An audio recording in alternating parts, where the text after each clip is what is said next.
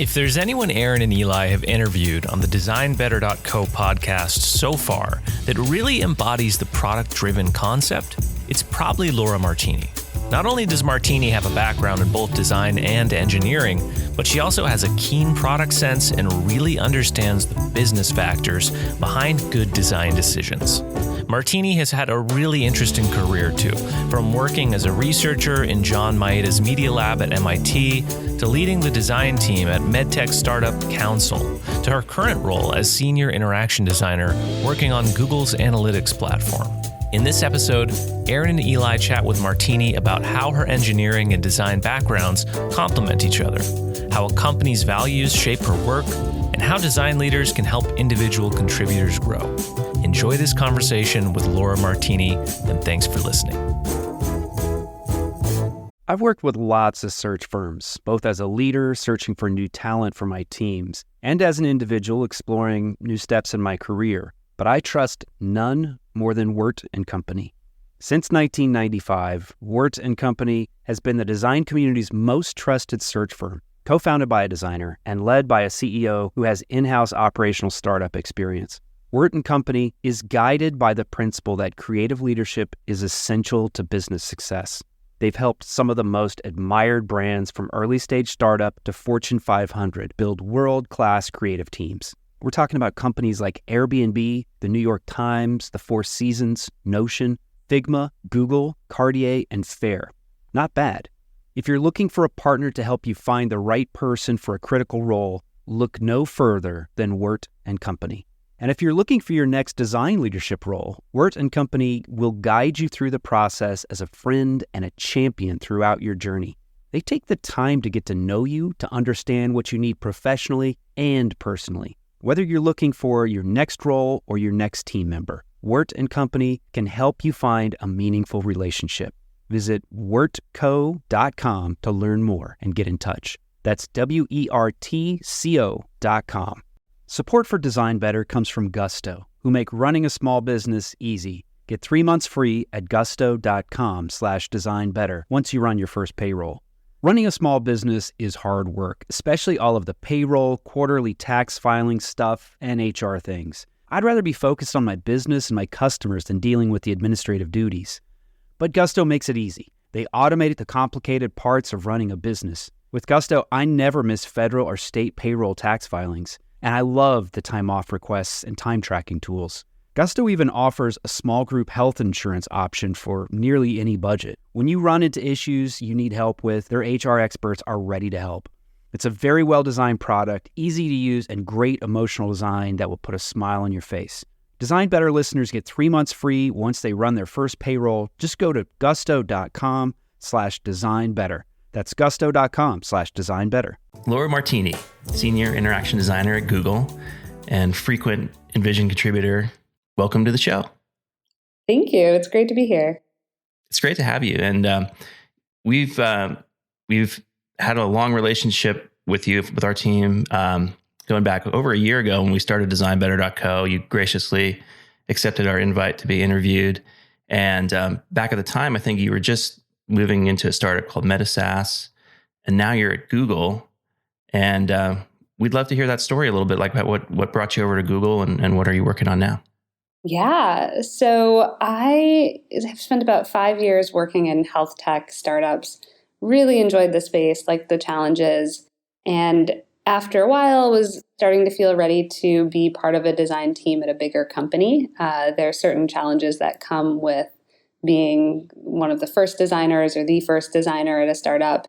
And I was really interested to see what it was like to be in-house somewhere and part of a much larger team, working on a product that millions of people used, and decided a lot of the healthcare work I was doing was all around data and how do you visualize that and make it easy for people to navigate, and was really interested to try something like Google Analytics, where I am now, where it's taking those sorts of data visualization problems and then just scaling them up in terms of complexity and size of your user base. So that's how I ended up here.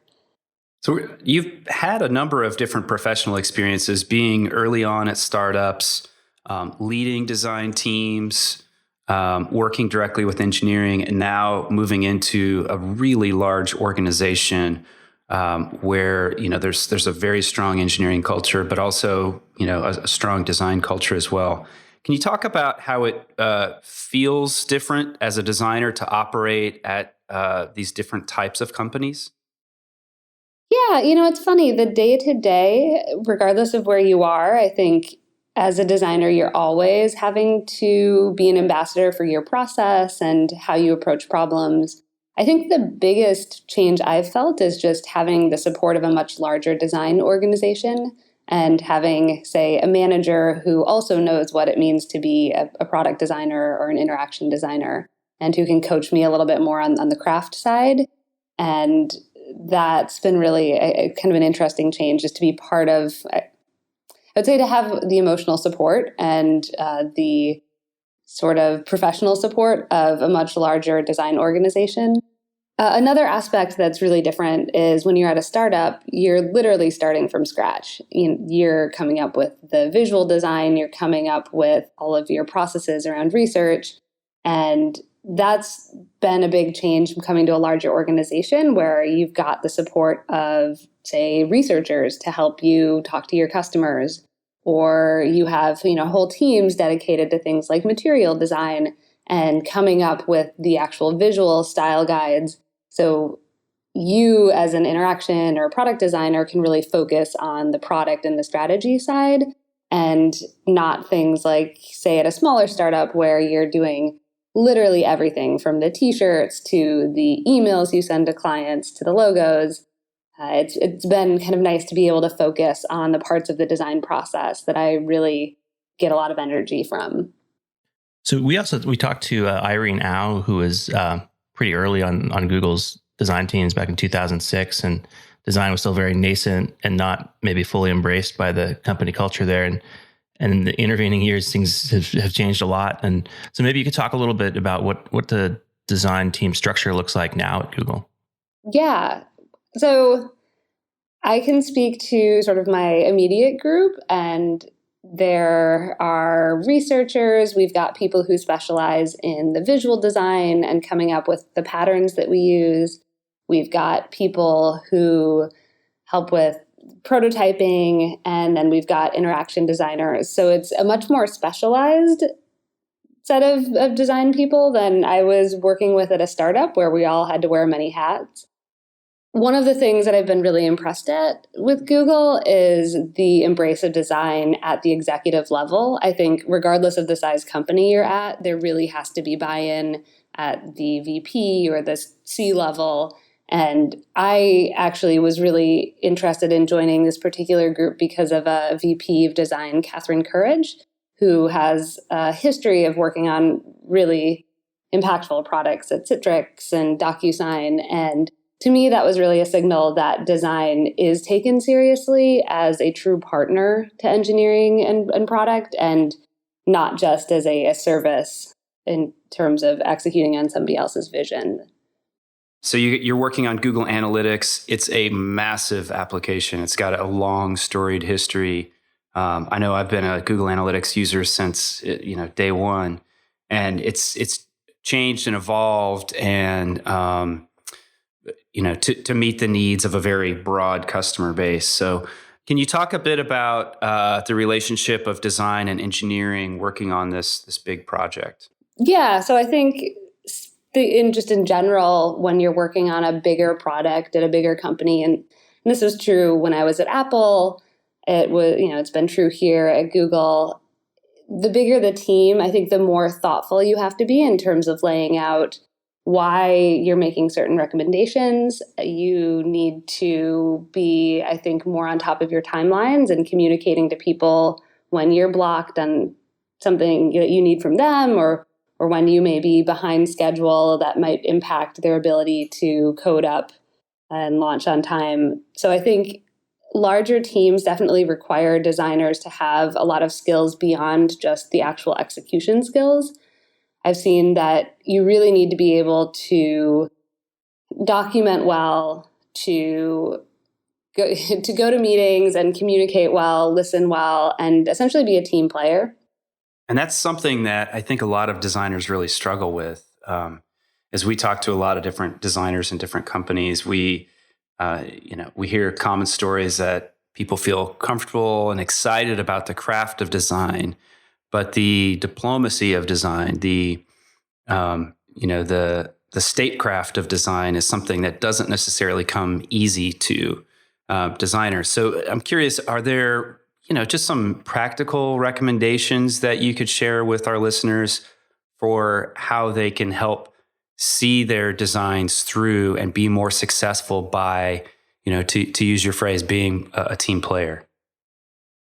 Yeah, I think at every size of company, the more you can communicate or even over communicate what you're doing, why you're doing it, and essentially be willing to listen to other people's opinions on design, even if you don't necessarily think that they're qualified to weigh in. I think just having that open-mindedness in terms of going to your engineers and saying, hey, here's what I'm thinking, what's possible to build, and sort of starting those discussions really early and coming to them with ideas and just hand sketches and bringing them into the process, as opposed to waiting until you've got really pixel perfect, high fidelity mocks that other people don't necessarily feel as involved in the process that you use to get there. I think, I'm just trying to think what other strategies work. When you're at a really small company, just maybe sending out an email every time you go out in the field and talk to customers and saying, hey, here's a few things that came up that were really interesting that might be useful to other people as they're building things. At a bigger company, you may have a larger team newsletter that goes out once a month that's a little more formal. But that's something that you can do at really any size company. As designers who go out and talk to customers, you can take pictures, assuming that your users allow for it, and maybe, or, take sketches of the environments that they're in and share those back with the team to help them develop empathy, so that it's not just you as the designer owning that relationship with the customers, but it's you as the designer facilitating knowledge throughout the company. So that's one way I've seen design be successful, is communicating customer needs on a bigger scale. Other just really tactical things, I think being able to hit deadlines and being able to communicate when you're going to miss a deadline or when you're behind and you need help from somebody. I think those are really basic skills that, honestly, if you can just be good about being a partner with engineering and with product and have them trust that you will deliver things on time and that you're going to communicate with them and you're not just going to go away and disappear for a week and come back or not come back. I think that goes a long way towards developing those relationships and building trust. And then finally, I've found that even though it can be really nice to just put on a pair of headphones and listen to some music and make prototypes, it's often a lot faster and a lot more productive to just sit down with an engineer or a product manager, or if you don't work in the same building with them, jumping on some sort of video conference and just in real time having them watch as you design and sort of going back and forth and trying out ideas. I think I found that that's a lot faster. And then once you get past some of the initial phases, then it's a lot easier to go away and come up with the higher fidelity designs. But just that process of sort of being partners with and not a service to these other organizations, I think goes a long way towards them respecting what design does and seeing that you can help get to answers. They don't just need to send you a list of requirements, that you can really be part of that conversation in developing the product. So I wanted to ask about some aspects of that. So we share this background in mechanical engineering and product design, and then moving over to software design. Do you feel that that engineering background, even though it's a different discipline, helps you with empathy towards engineers in your interactions or in other ways? I do. I think that being able to empathize a little bit with what it's like to be an engineer and to understand that technical constraints really are a valid reason not to do something design-wise, I think that goes a long way in a conversation with engineers to say, okay, I get it, this is difficult, but how do we work around that? Or how do we kind of creatively solve these problems together. There's that aspect. There's honestly some of just the empathy of understanding what it's like when you're the last person in a chain where engineers are essentially the ones on the hook to ship something on time. And so if everyone before them misses their deadlines and pushes back, all of a sudden they have half as much time as they really allotted to build something. And that can be a huge problem. And so I think just having some of that empathy of what it's like to be in that role gives me a sense of, okay, what do I need to do as a designer to make their lives easier, to lay out problems in a way that makes it easier for them to build the right solution. And it also makes me, I think, just more fearless in terms of digging in on the technical constraints. I think sometimes designers in really complicated products, it's tempting just to say, hey, send me a list of exactly what features need to be in here, PM. I'll take it from here and I'll make a visual.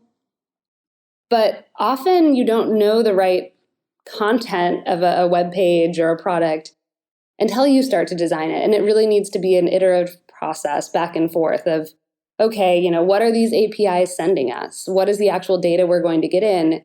Okay, PM, you've spec'd out one particular way you want this displayed, but let's actually think through what that means based on how frequently we're getting the data or how that data will be formatted.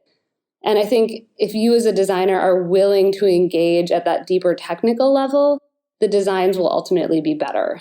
And that's true of working at, I think, any company. Anytime you're working with engineers, the more fearless you can be about trying to understand what they're working with, the better your product will be. Research has always been a really important part of your process as a designer. And that fact, that is, if I remember correctly, how we stumbled upon your work. You wrote a really great piece on Medium about design research. And I believe the title was, So Your Boss Doesn't Believe in Design Research, which, I had to chuckle when I saw that headline because I've certainly heard that from so many people over the years, lots of different types of companies. Do you have recommendations for how those like designers that are trying to make their best work, they're trying to be empathetic with their customer base, but they don't necessarily have the internal support for doing the research to understand the problem thoroughly? How can they do that and perhaps bring others to have a better understanding of the value of research? Research is really one of those hot button issues for designers. I think the term itself can sometimes make engineers and product people and honestly anyone else at the company think of just really slow processes that are going to keep you from shipping a product on time. And so I think step number one is not to frame it as you as a designer doing research, but really frame it as you as a designer helping to frame it in terms of answering questions that are important to the company, and do some research internally first before you go out in the field. So understand, what do other people care about? What in their day-to-day, what do the business people care about? What do the product managers care about? What do the engineers care about? And frame the work that you're doing in terms of helping them. So if product managers care about successful uptake of a product, if they care about like the CSAT score or other customer success metrics, understand, show how the work you're doing will ultimately lead to their job being easier and help them, move faster as they're building product, as they're speccing it out. Frame yourself as an internal partner to them, I think, first, versus just saying, hey, I'm the person who knows the customer. You need to listen to what I'm saying. Because I think sometimes as designers, we can get a little too attached to user needs and see ourselves as really the ambassadors just for the people using the product. But we also, I think, need to see ourselves as people who are supporting the business. And I don't mean that to say our only job is to help a business grow, but I think it can be naive to think that all that people care about is helping the user. I think you really need to show how helping the user then channels back into helping the bottom line, and that then makes people much more receptive. So if I had to boil it down, essentially speak the language of the decision makers at your company, and getting buy-in from other people will help you to get resources. That being said, sometimes it can be really hard to get buy-in until you've shown what research actually means. I think a lot of non-designers just don't know. And so I've had some success bringing in interns in companies and having them do a 3-month stint and then showing, hey, look, this one person in 3 months was able to uncover all of these different insights. Here's how this helped the product. Here's how this sped things up or helped us decide which things to focus on. And then I think once you have an intern, that can sort of be a proof of concept and then help you make the case for a full-time headcount. You've talked before in your writing about making some of your research quantitative in addition to the qualitative research. Could you talk a little bit about that? So I think often when designers think about research, they focus on the qualitative side, right? Which is going out, talking to people, coming back with insights, maybe putting some post-its up on a wall and doing affinity diagrams, things like that. There's also another kind of research that I think designers need to be comfortable with as well, and that's quantitative research, right? So being able to dig in on the metrics for your website or dig in on the actual way people are interacting with your product and not being afraid to go dig into the databases and kind of getting a sense of the magnitude of problems. I think sometimes where qualitative data fails is, yeah, you talk to a few people and they may have a particular pain point, but when you go and talk to engineers and PMs, they're going to want to know about the scale of the problem. And if you don't have numbers to back that up, that can be really hard sometimes to justify why it's a problem worth solving. And so I think the more you can get comfortable with understanding data tools, the more you can start to steer the product discussions at your company. Support for Design Better comes from Factor, America's #1 ready-to-eat meal delivery. Design Better listeners can save 50% on their order at factormeals.com/designbetter50. Use the code designbetter50. You know what happens at my house when things get really busy? In the evenings, we turn to takeout, which can be expensive and it's not very good for our health. Lately, we're making a better choice at crunch time. We turn to Factor for chef-created, dietitian-approved meals that are ready to eat in just 2 minutes. We like the flexibility of Factor, too. You can change your order up every week with plans from 4 to 18 meals per week, or you can pause or reschedule your deliveries at any time. The meals are so tasty. My wife and I are huge fans, and I like their smoothies, too, which I find are perfect for a quick, healthy breakfast. Factor can help you eat well and feel good while focusing on your career and your family. Head to factormeals.com/designbetter50 and use the code designbetter50 to get 50% off your order. That's code designbetter50 at factormeals.com/designbetter50 to get half off your order. Support for Design Better comes from Gusto, who make running a small business easy. Get 3 months free at gusto.com/designbetter once you run your first payroll. Running a small business is hard work, especially all of the payroll, quarterly tax filing stuff, and HR things. I'd rather be focused on my business and my customers than dealing with the administrative duties. But Gusto makes it easy. They automate the complicated parts of running a business. With Gusto, I never miss federal or state payroll tax filings, and I love the time off requests and time tracking tools. Gusto even offers a small group health insurance option for nearly any budget. When you run into issues you need help with, their HR experts are ready to help. It's a very well-designed product, easy to use, and great emotional design that will put a smile on your face. Design Better listeners get 3 months free once they run their first payroll. Just go to gusto.com/designbetter. That's gusto.com/designbetter. Support for Design Better comes from Uplift Desk, who help you work better and live healthier. Eli and I log a lot of hours at our desks, which can be detrimental to one's health if you're not paying attention to ergonomics. Uplift Desk offer high-quality, well-designed desks, chairs, and accessories to help you build an ergonomic workspace for home or work. Eli recently got a standing desk, and I got a human-scale Freedom chair. I've been dreaming about this chair for a long time, and I finally got one. I've already noticed a big change in my posture with this chair, and my body thanks me for it. Eli is logging a lot more hours standing than sitting these days, and he can make quick transitions with the flip of a switch. We love Uplift Desk, and we know that you will too. Design Better listeners can get a special deal by visiting upliftdesk.com and use the code DesignBetter at checkout for 5% off your order. You'll get free shipping, free returns, and an industry-leading 15-year warranty. Go to upliftdesk.com, use code DesignBetter, and get 5% off. Design a better workspace with Uplift Desk. You've been at a lot of different types of companies, from startup to enterprise size and places in between. So you've seen a lot of different conditions where design and just product development in general, it either thrives or it really dies. Could you talk a bit about the trends just in general, your observation from your personal experience and maybe observations about the industry as well? What conditions kill a product?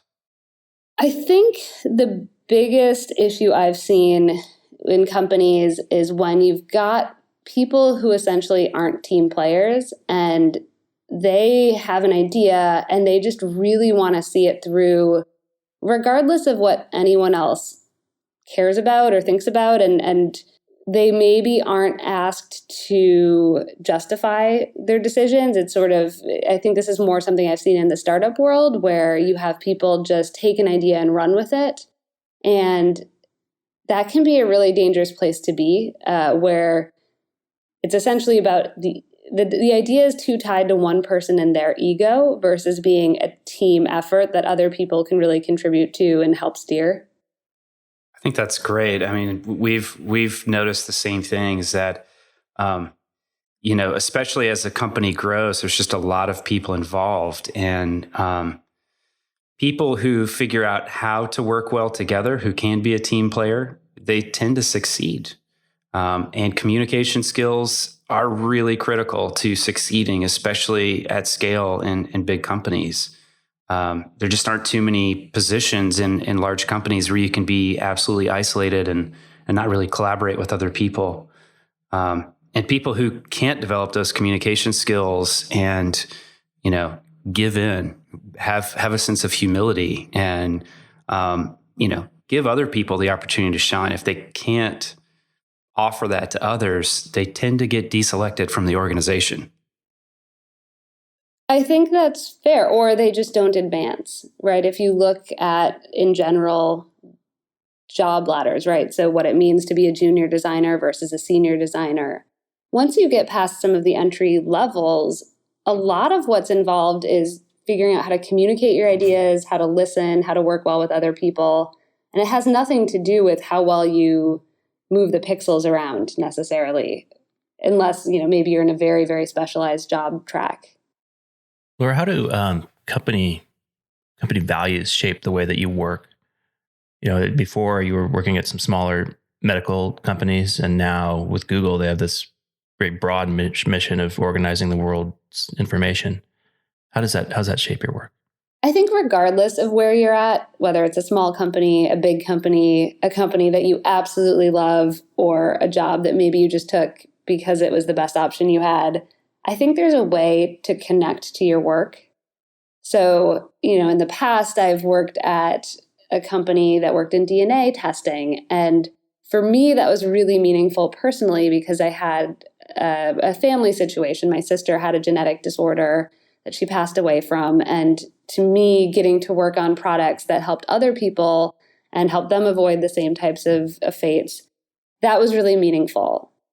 But there's a lot of other ways that I found meaning in my work too. I think some of them are just personal growth, right? The people you get to work with, the skills you get to learn.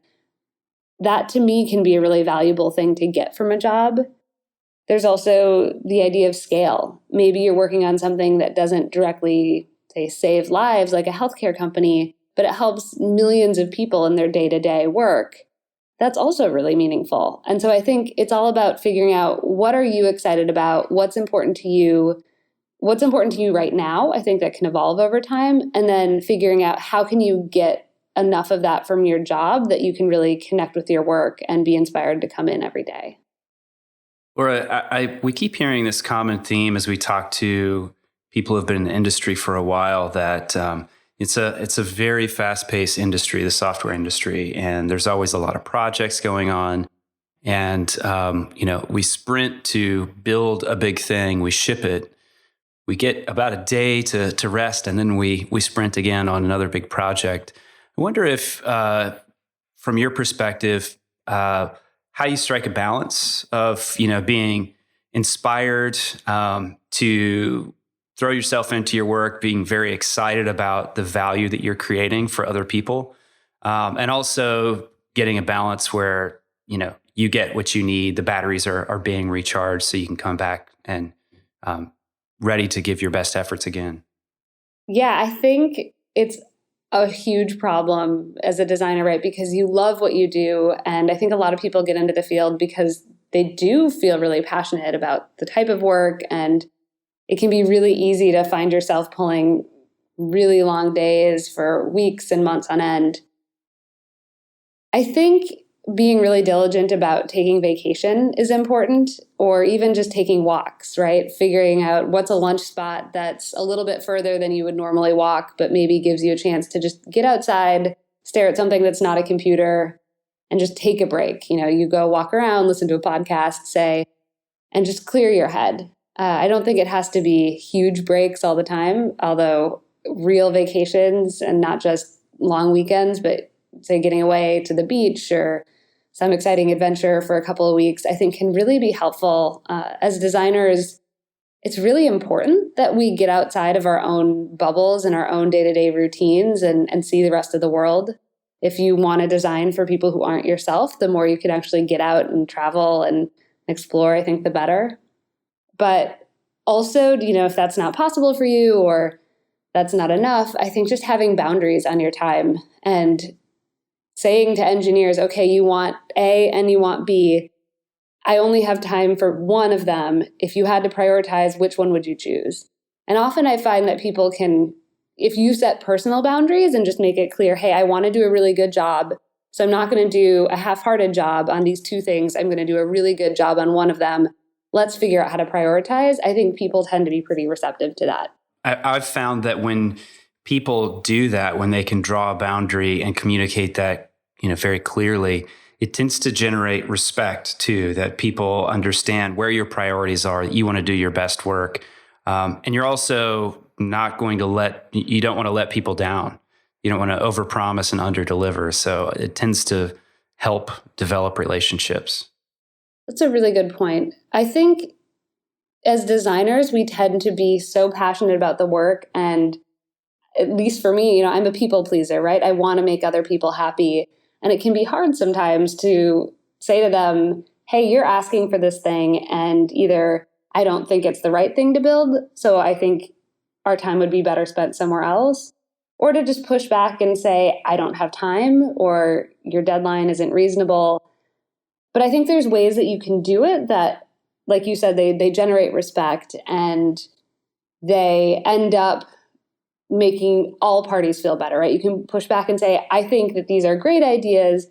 Let's pick one or two to focus on. Or maybe we can do a little bit of research up front to validate which of these different directions are the most important. We can agree on a team what to focus on, and then really do a good job on these fewer pieces versus trying to tackle all of them and coming up with very mediocre products. So as we mentioned kind of towards the beginning of the show, we met you were first kind of transitioning into Metasas and then into Google, and you've been with a few other smaller startups before that. How do you know when it's time to move on, and when you've kind of reached the peak of your experience at a given company? Are there certain things that you look out for that it's time to maybe make a move? I think ultimately for me it comes down to, am I excited to wake up and go into work every day? And what am I learning at my current job? And do I feel like there's room for me to grow? And as soon as it starts to be, I'm in that place where I just dread my morning commute, or I come into work and it's just, I'm not excited. For me, honestly, what I find is as soon as I stop fighting back in terms of, somebody asks me to do something and I don't want to really engage with them and push back and question, that's usually a sign that I have some apathy towards what I'm doing and that maybe it's time to start moving on. And when I'm at a place where I'm really engaged, I find myself really wanting to dig in on problems and really questioning and saying, this is an interesting idea, but have we thought about these other things? How do we know this is the right thing to build? And as soon as I stop having the energy to engage in those discussions, that's usually a sign that I should go find something else to be working on. I think there's an interesting point in here about, reflecting on whether or not you're growing and whether or not your needs are being met in your current position. And this is one of the challenges that design leaders face, right? That whenever we've talked to designers or we've mentored designers over the years, we ask, what are they looking for in this ideal job? And they don't say, I want better healthcare or I want to be paid better. They almost always say the same thing, which is, I want to be in a place where I can grow, where I can learn, I can be pushed in a new direction. And it sounds like that was a key pull for you in joining Google, that, smart people were there that were going to challenge you and inspire you to do your best work. As a design leader, you've led design teams in the past.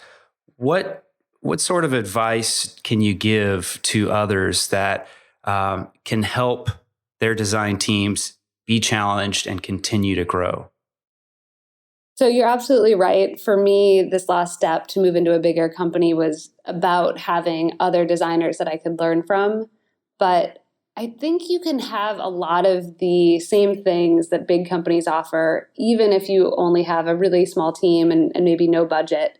There's things you can do like book clubs or weekly meetings where you discuss articles on design and get people really thinking more deeply about the craft and the industry.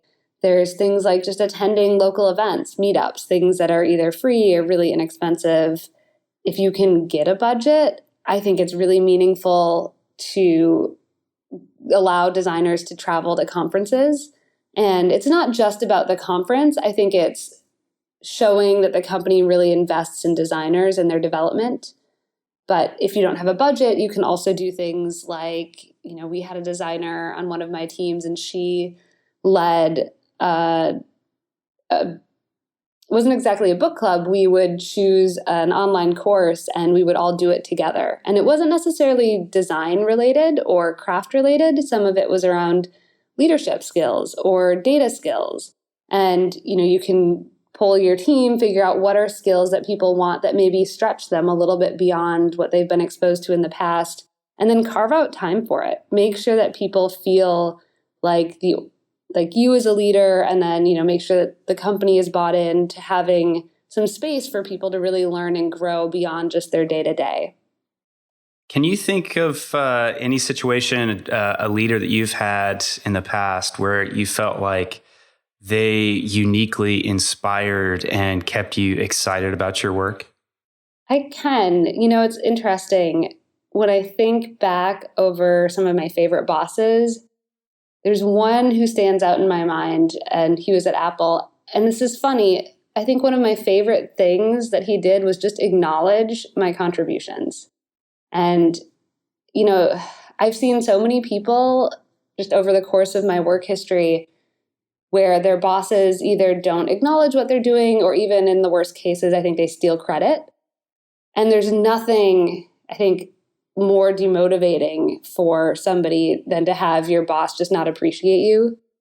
And so that's something I've really intentionally tried to do as a manager and as a boss, is give credit where it's due and highlight the contributions of my team and really advocate for them.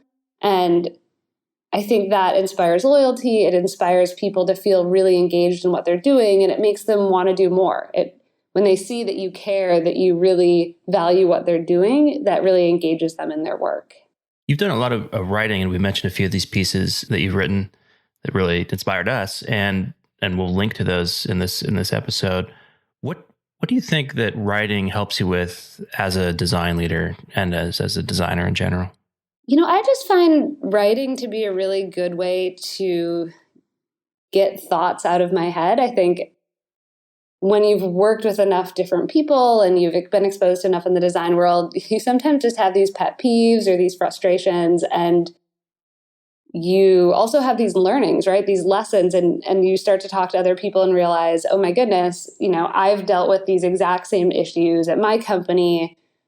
I don't know if I have the right answer, but I have some ideas of how we can troubleshoot this, right? So things like, so many people deal with getting buy-in on design research and getting the bandwidth and the permission to do that. And I don't know if I have necessarily the right solution, but I've got some ideas. And if I can share those ideas and help other people maybe get unstuck from what they're trying to do, I kind of get a kick out of that.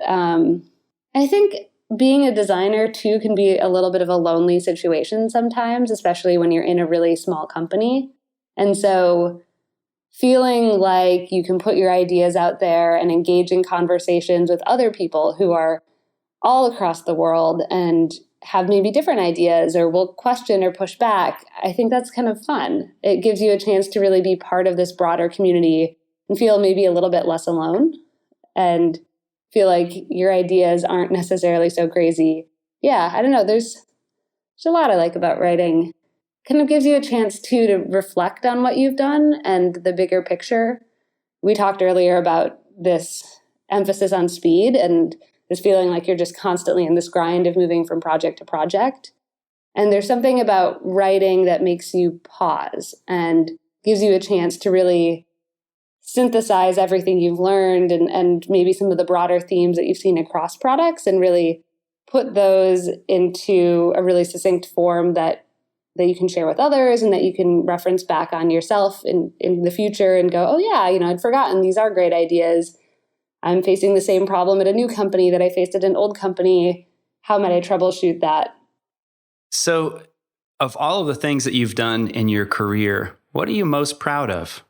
I don't know if there's a particular product or thing that I can point to in terms of being a proud moment. I feel like it's the summation of all of the parts of my career that I'm proud of, right? It's the ability to just continue learning and growing and staying engaged and building my own network of designers and mentoring and supporting younger designers while also reaching out to more senior designers and learning and growing from them. So I feel like, it's the whole, it's not the destination, it's the journey type approach. For me, I'm just proud of how I've made my way in this field that's, honestly, it's a really complicated field, right? It's changing, it's growing.